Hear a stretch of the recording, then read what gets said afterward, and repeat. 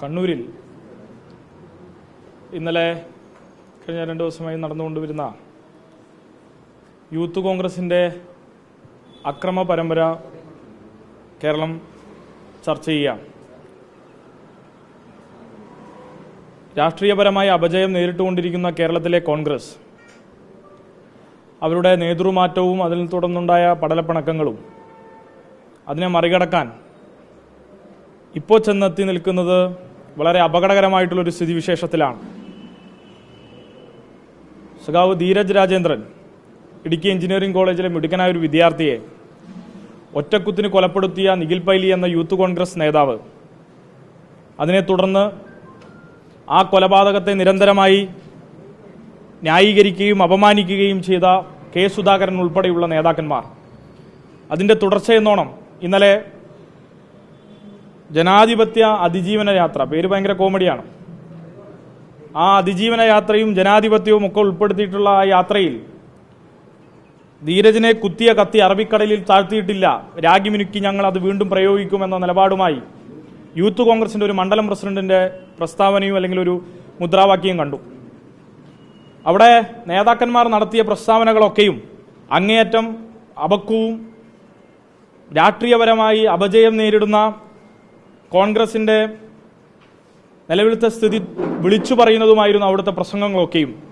Youth കോൺഗ്രസിൻ്റെ സംസ്ഥാന president Rahul മാങ്കൂട്ടത്തിലാവട്ടെ, കേരളത്തിൽ ഇന്ന് അപ്രസക്തനായി മാറിയിട്ടുള്ള കെ സുധാകരനാവട്ടെ, അങ്ങേയറ്റം അക്രമത്തെ പ്രോത്സാഹിപ്പിക്കുന്ന വിധത്തിലുള്ള പ്രസംഗങ്ങളും ആ നിലയിലുള്ള ഇടപാടുകളുമാണ് കണ്ണൂരിൽ അവർ നടത്തിയിട്ടുള്ളത്. കണ്ണൂരിൽ ഈ പ്രസ്തുത പ്രദേശത്ത് യാതൊരുവിധ ക്രമസമാധാന പ്രശ്നവും നിലനിൽക്കാതെ തന്നെയാണ് ഇങ്ങനെയുള്ള ഒരു കലാപാഹ്വാനത്തിന്, ഒരു കൊലപാതകത്തിൻ്റെ ആഹ്വാനത്തിന്, അക്രമത്തിന് വീണ്ടും പ്രോത്സാഹിപ്പിക്കുന്ന തരത്തിലേക്ക് ഇവർ പെരുമാറുന്നത്. ഞങ്ങൾക്ക് ഇവിടെ പറയാനുള്ളത്,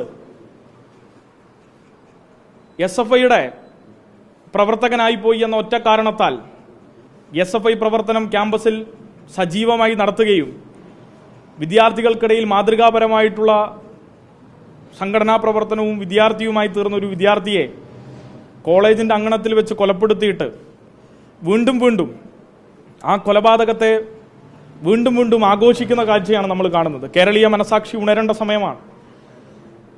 2 മിനിറ്റ് മുമ്പാണ് ധീരജിൻ്റെ പിതാവ് വിളിച്ചത്.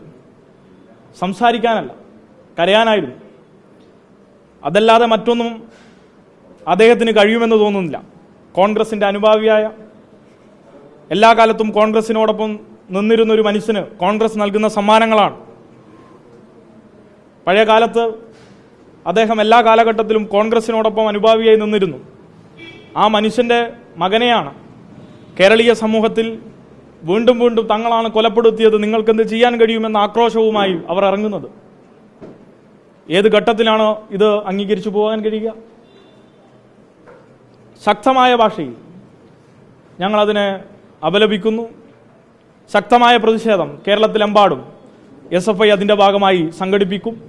കേരളത്തിലെ യൂത്ത് കോൺഗ്രസും ഇപ്പോൾ കൈക്കൊണ്ടിരിക്കുന്ന ഈ നിലപാടിൽ നിന്ന് പുറകോട്ട് പോകണം എന്നുള്ളതാണ് ആവശ്യപ്പെടാനുള്ളത്. കേരളത്തിലെ മുഴുവൻ ജനാധിപത്യ വിശ്വാസികളും ഇപ്പോൾ കോൺഗ്രസ് നടത്തിക്കൊണ്ടിരിക്കുന്ന ഈ അങ്ങേയറ്റം അപക്വപരമായിട്ടുള്ളതും ആപൽക്കരവുമായിട്ടുള്ള നിലപാടിനെതിരെ രംഗത്ത് വരണം. ഇപ്പോൾ കേരളത്തിലെ പൊതു രാഷ്ട്രീയ സ്ഥിതി തങ്ങൾക്ക് അനുകൂലമല്ലെന്ന് മനസ്സിലാക്കിയും കേരളത്തിലെ KPCC പ്രസിഡന്റിൻ്റെ പുതിയ നിയമനം അങ്ങേയറ്റം പാളയത്തിൽ പട ഉണ്ടാക്കിയ സാഹചര്യത്തിലുമാണ് കണ്ണൂരിനെ കലാപഭൂമിയാക്കാൻ പ്രത്യേകപരമായി ഇവർ ഇറങ്ങിപ്പുറപ്പെട്ടിരിക്കുന്നത്. പാലക്കാട് MLAയും യൂത്ത് കോൺഗ്രസ് പ്രസിഡന്റും അതിന് പ്രത്യേകകരമായി ഇടപെടുന്നുണ്ട് എന്ന് തന്നെയാണ് ഞങ്ങൾ മനസ്സിലാക്കുന്നത്. ഇപ്പോൾ ഈ നടത്തിയിട്ടുള്ള പ്രസ്താവന ഏറെ പ്രതിഷേധവും രോഷവും ഉയർത്തുന്നതാണ്.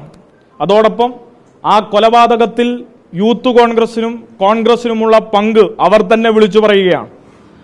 ഇതാണ് അതിലെ ഏറ്റവും പ്രധാനപ്പെട്ട കാര്യം. കേവല പ്രകോപനം മുദ്രാവാക്യം മാത്രമല്ല അത്, മറിച്ച് ധീരജിനെ കുത്തിയ കത്തി ഞങ്ങൾ അറബിക്കടലിൽ താഴ്ത്തിയിട്ടില്ല, ആ കത്തി ഇപ്പോഴും ഞങ്ങളുടെ കയ്യിലുണ്ട്. അതാണ് അവർ പ്രഖ്യാപിച്ചിട്ടുള്ളത്. ധീരജിനെ കൊലപ്പെടുത്തിയത് യൂത്ത് കോൺഗ്രസും KSUവും ഉൾപ്പെടെയുള്ളവരാണെന്ന് അവർ പ്രഖ്യാപിച്ചു കഴിഞ്ഞു. അപ്പോൾ ഈ നിലയിൽ അതിനൊരു തെളിവായി തന്നെ വേണമെങ്കിൽ എടുക്കാം. ഈ നിലയിൽ അവർ തന്നെ അതിനെ പർവ്വതീകരിച്ചും അത് തന്നെ ഞങ്ങൾ തന്നെ ചെയ്തതാണെന്ന് സാക്ഷ്യപ്പെടുത്തുകയും ചെയ്യുന്ന ഒരു സാഹചര്യം കേരളത്തിലുണ്ടാവുകയാണ്.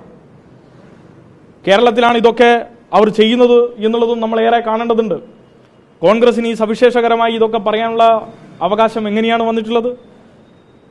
ഇത്തരമൊരു സ്ഥിതിവിശേഷം ഉണ്ടായപ്പോൾ അവരുടെ ബന്ധപ്പെട്ട ഉത്തരവാദിത്തപ്പെട്ട ആരെങ്കിലും അത് തിരുത്തുവാൻ തയ്യാറായോ?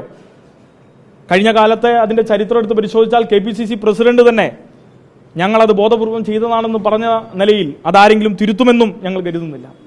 എന്നിരുന്നാലും ഈ തെറ്റായ നിലപാടിനെതിരെ ശക്തമായി രംഗത്ത് വരാനാണ് SFI തീരുമാനിച്ചിരിക്കുന്നത്.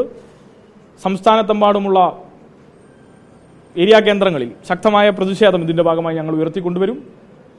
എല്ലാ ജില്ലകളിലും അതിൻ്റെ ഭാഗമായിട്ടുള്ള പ്രതിഷേധം നടക്കും. യൂത്ത് കോൺഗ്രസിൻ്റെയും ഈ നടപടി തുടങ്ങിയിട്ട് ഇപ്പോഴൊന്നും ആയിട്ടില്ല. നേരത്തെ അവർ പ്രഖ്യാപിച്ചതാണ്. ക്യാമ്പസുകളിലെ ഞങ്ങൾ കലാപഭൂമിയാക്കുമെന്ന് അവർ പ്രഖ്യാപിച്ചതിൻ്റെ തുടർച്ചയാണ് ഇന്ന് സമൂഹത്തിലെ വിവിധ കേന്ദ്രങ്ങൾ, പ്രത്യേകിച്ച് ഇടതുപക്ഷ ധാരക്ക് വലിയ സ്വാധീനമുള്ള മലപ്പട്ടം പോലുള്ള പ്രദേശത്ത് യാതൊരുവിധ പ്രശ്നവുമില്ലാത്ത, ക്രമസമാധാന പ്രശ്നവുമില്ലാത്ത ഇടങ്ങളിൽ ഇത്തരം സംഘർഷത്തിന് അവർ നേതൃത്വം കൊടുക്കുന്നത്.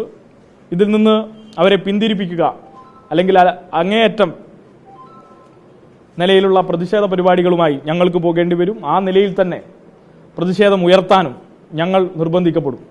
അപ്പോൾ സ്വാഭാവികമായും ഒരു വിദ്യാർത്ഥിയെ കൊലപ്പെടുത്തിയതുമായി ബന്ധപ്പെട്ട് കേരളത്തിൽ നിലനിൽക്കുന്ന ഒരു സാഹചര്യത്തെ ആ നിലയിൽ കാണാതെ അവിടെ വീണ്ടും അതിനെ ആഘോഷിക്കപ്പെടുന്നത് നമ്മുടെ സമൂഹത്തിന് ചേർന്നതല്ലെന്ന് ഒരിക്കൽ കൂടി ഓർമ്മിപ്പിച്ചുകൊണ്ട് നിർത്തുകയാണ്.